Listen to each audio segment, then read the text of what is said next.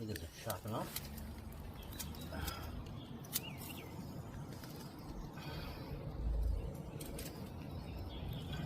So a baby snake, so a snake up to 3 years of age, will do a shed once a month.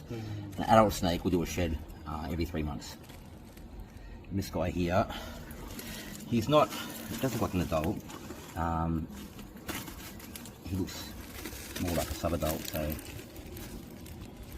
it's more so, I mean, look, down here, the bit of scales ruffled, but I'm not seeing any kind of injury, which is a good thing.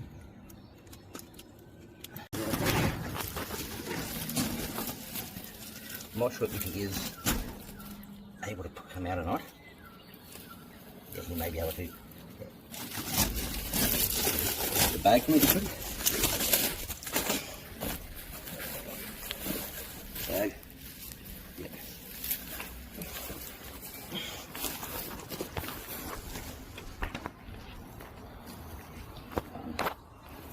He's in. Wow. Thank God.